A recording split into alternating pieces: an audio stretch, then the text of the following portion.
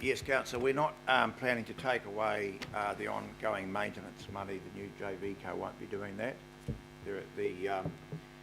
There's an ongoing budget built into the model for maintenance that's required, and the JV sometimes Co it's substandard, it's not enough, and that's Well, what I'm absolutely, saying. and that's Sometimes people are saying they're promised it, we know the issues, but there's, oh no, sorry, there's no money. So that's my concern. Yeah. Sure. So absolutely there is a problem, we know, with a lot of the units, and that's one of the reasons we're doing what we're doing.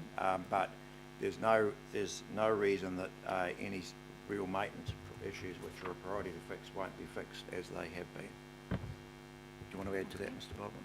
No, just to say that incidents of a health and safety nature is always prioritised and responded to very quickly, because that's an obligation of a landlord and an owner. I think Councillor Cooper raises a good point though, and I think as we talk about this to the community, we need to make that point, because we've decided, or had decided financially, that they should be pretty much self-funding. This actually opens up the opportunity now to fix some of those problems that were not able to be easily dealt with before. Good, thank Other you. questions? Councillor Casey. Questions on speaking? Yep. If that's all right.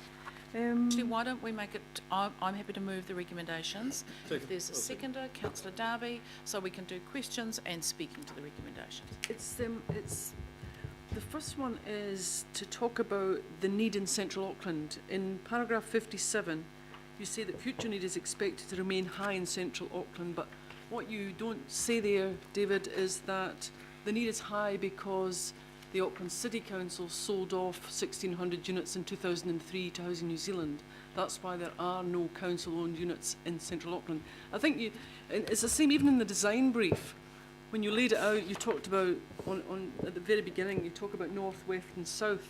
You don't mention central. So I think we need to be very clear and factual when we talk about the need in central. So my question is, if we have no sites in central, how are we going to fulfil the need? We've got 380 on the waiting list, and as you say in your report, high need. So what are you going to do in central specifically? So can we just break that into two bits? I think Councillor Casey, we need to move on from decisions that were made. We could just as easily say here, there's still a need in Henderson Massey, despite the fact that Waitakere Council held on to theirs. I think we just need to work with the status of now, which is where need is and what are we doing. But it's a very good question, seeing that there was a great big hole in the donut in Auckland Central. How is that being resolved? Yeah, so one of the important flow-throughs of this model is that because the new subsidy stream is going to be what's enabling better service and redevelopment, effectively in the new model, MSD is basically working out across the region where the highest priority needs are. And it will have the ability to make that judgment over both the Housing New Zealand stock, which provides a lot of social housing, including all the stock that was in Central Auckland, and the council stock, and indeed other social housing stock by the community housing providers. If, as we all surmise, there's an unmet need in the central part, or the isthmus part of Auckland, then it's obvious, as is happening, that MSD will make subsidy streams available for places, and we definitely envisage that this new JV co-arrangement will over time be able to acquire new sites, or maybe units without acquiring sites, or whatever. It will have the freedom to basically work out with the resources it has and the resources that will be made available through the new subsidy where it prioritises new stock. So will one of the things that the new entity does is prioritise the areas of need, so that there is a list, like we did for growth? Are you doing that for need? Yeah, certainly the JV Co will form a view of need, and then it will have to have a dialogue with MSD to make sure that as much as possible there's an alignment between the various agencies of where the priority needs are. And my second, I've got a couple of things, it's the usual ones. In the 10 objectives that are appended to a report is still the June 2015 objective of maintaining at least the current number, whereas Auckland Council now has changed that to increase subject to funding. That's in the report, but it's still not in the kind of formal documents. When are you changing it over so that whenever I read it anywhere, it's that and not the old one? Well, what we're endeavouring to do there, of course, is reproduce the motion that you actually passed in June of last year. So with the best will in the world, I couldn't go back and alter that. But the fact is the reports reflect the fact that the council has subsequently made an adjustment to that. And that's understood by everyone, and indeed in my opening comments I noted that the 1452 is a minimum which hopefully over time can be built on. Thank you, David. And my final one, in the report you say you're looking at having a bias towards more affordable options. Can you actually tell me what you mean? We talk about affordable all the time and it's $500,000, which isn't affordable. What's your baseline for affordability? What are you expecting? What innovative kind of designs are you looking at, both here and overseas, that will bring down the price to an affordable level? And what do you mean by affordable? Well, that will be an advantage of the model, councillor, that this JV Co will have as its core business identifying the most innovative ways that it can deliver services and the most innovative ways to develop its portfolio. So I'm sure that over time we will see different concepts emerge as this JV Co interacts with both Panuku and the market in new design ideas, more affordable ways of designing product. I'm not going to attempt today to walk into the tricky question of what exactly an affordable house is in Auckland, but what the statement is intended to convey is, I think, what you would all see as logical, which is if you look at the location of a lot of these sites in terms of the suburbs they're in, you look at the fact they'll basically be small unit type product built on them, whatever the market prices are, there's going to tend to be more of this stock in that less expensive end. And that's what that statement is conveying. And just my final thing is the seniors panel had a very successful visit to Abbeyfield and Sandringham. Abbeyfield are really keen to expand. Is there room within this model for an Abbeyfield? Yeah, that's a very good example of what I was saying in terms of the way things will evolve with innovation and openness.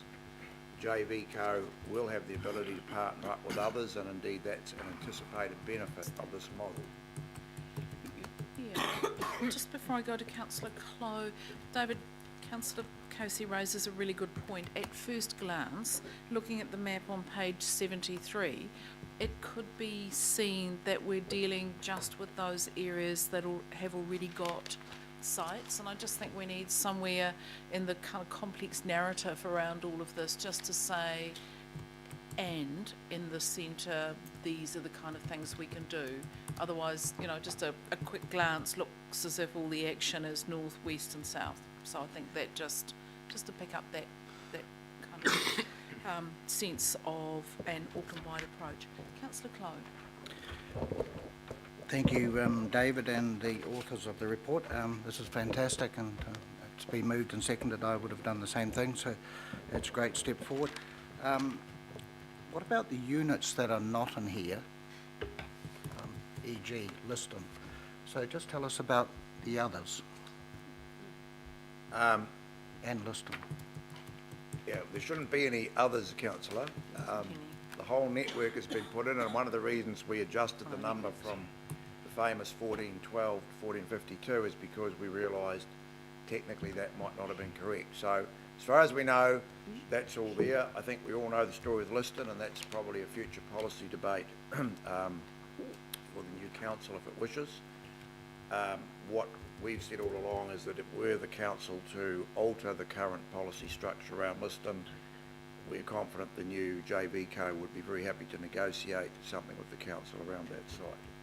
And I just want to comment that it's great in point 10 where it is mentioned twice, and to increase the number of units and through intensification seek opportunities to assist in the growth of social housing. I actually have an amendment to go into H2. So I just want to add in there after the end of the brackets, and through intensification seek opportunities to assist in the growth of social housing. So that's on page 11, H2. H2. Yep. At the end, after the brackets, after the semicolon, to add the words, which are actually all down the bottom of page 9 in point 10, and through intensification seek opportunities to assist in the growth of social housing, semicolon, and then an and again. So don't this is think an that's gonna- amendment? I don't think that's going to upset It can- anything. We can't see it. Yeah, if people are comfortable with it, can I just, is that likely to cause, So if council could just Drama? read that again, it sounded fine, but yeah? It's just taking actually from the report, the bottom there, all we're adding is after the semicolon and through intensification, seek opportunities to assist in the growth of social oh housing. yeah, that's fine. Yeah, I think councillor Already in Darby, the if you're brief. comfortable, or just add it in. Yep, cool, done, added. Councillor Crum. Thank you, and appreciate all the hard work over, as you point out, David, years to create for us what is some really exciting space in the JV world and indicative of other places we could go. So fantastic work. Just a question around our exposure to risk with the government tweaking settings on the income-related rent subsidy, the policies there. We know the landscape now, but what comments could you make of our risk going forward if there are further tweaks or getting into space that we didn't foresee? Yeah, so councillor Crum has identified one of the risks that we were open about all along. This is predicated on the policy setting of income-related subsidies. So I suppose there are 2 points the team would make about that. The first is that this new model of funding social housing in New Zealand is not something unique. It's standard practice overseas. It's widespread in Australia, for example. So if you look at this from a rational perspective of any future government or the current government settings,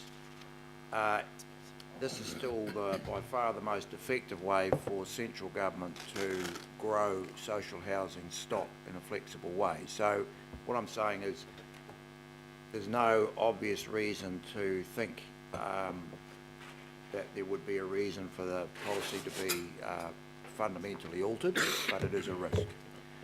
Second point we've made when we've sort of gone through the logic of this is to look at the counterfactual, which is, let's say, I think inexplicably some government wiped the income-related subsidies and didn't replace them with anything. Effectively, we will be no worse off than we are now because we don't get any subsidies. So even the worst conceivable outcome, which I would say is inconceivable, wouldn't leave us worse than where we are. Sorry, if I could just add to the way MSD offers subsidies is in a variety of contracts, one of which is up to a 25-year contract. So obviously those are contractual obligations regardless of government's change. There are other shorter timeframes. 25 years is obviously offered for new construction.